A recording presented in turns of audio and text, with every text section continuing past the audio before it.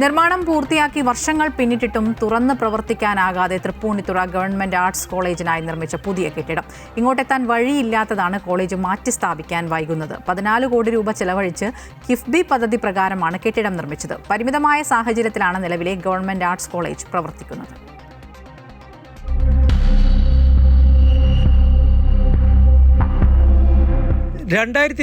KIIFB fund ഉപയോഗിച്ചാണ് തൃപ്പൂണിത്തുറ തെക്കുംഭാഗത്ത് സർക്കാർ കോളേജിനായി പുതിയ കെട്ടിടം നിർമ്മിച്ചത്. 90 ഏക്കറിലായി വിവിധ ബ്ലോക്കുകളുള്ള ബഹുനില കെട്ടിടമാണ് ഇവിടെ പണി കഴിപ്പിച്ചത്.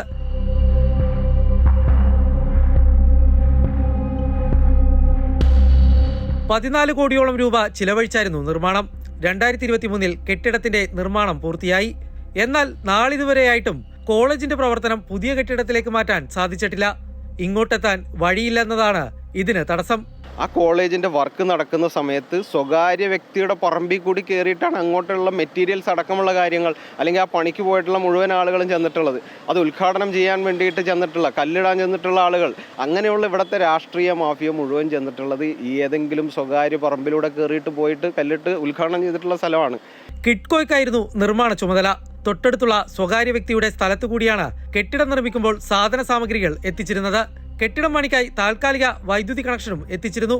കോളേജിലേക്കുള്ള വഴിക്കായി 1,24 ലക്ഷം രൂപ കിഫ്ബി അനുവദിച്ചിരുന്നതായി കോളേജ് അധികൃതർ പറയുന്നു. എന്നാൽ സ്വകാര്യ വ്യക്തികൾ സ്ഥലം വിട്ടു നൽകാൻ തയ്യാറാകുന്നില്ല എന്നതാണ് നിലവിലെ തടസ്സം. വഴി കൂടി കണ്ടെത്താതെ കോളേജ് കെട്ടിടം നിർമ്മിച്ചത് സർക്കാർ അനാസ്ഥയാണെന്നാണ് വിമർശനം.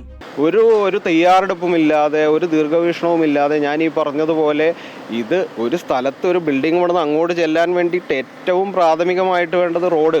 അതുപോലെ തന്നെ അങ്ങോട്ടേക്ക് ഒരു കുടിവെള്ളം എത്തിക്കണമെങ്കിൽ ഇപ്പോൾ അവിടെ കറണ്ട് കണക്ഷൻ ഇല്ല, വൈദ്യുതി കണക്ഷൻ ഇല്ല. അപ്പോൾ അതിന് വേണ്ടിയിട്ടുള്ള സൗകര്യം വേണമെങ്കിൽ റോഡില്ലാതെ എങ്ങനെയാണ്? അപ്പോൾ ഇതൊന്നും നമ്മൾ പല പാലങ്ങളും ഒക്കെ ഇങ്ങനെ കണ്ടിട്ടുണ്ട്, കിഫ്ബിയിൽ പണിതിട്ടുള്ള പാലം പണിയും, പക്ഷേ അപ്രോച്ച് റോഡില്ല.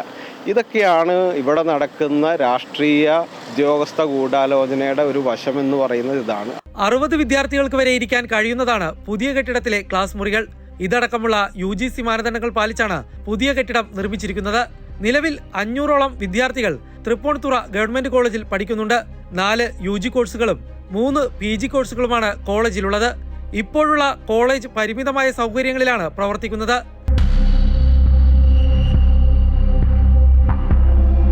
സർക്കാർ പണം ആർക്കും പ്രയോജനമില്ലാതെ പാഴാക്കുന്നതിന് ഉദാഹരണമാണ് തൃപ്പൂണിത്തുറ ഗവൺമെന്റ് കോളേജിനായി പണിത പുതിയ കെട്ടിടം.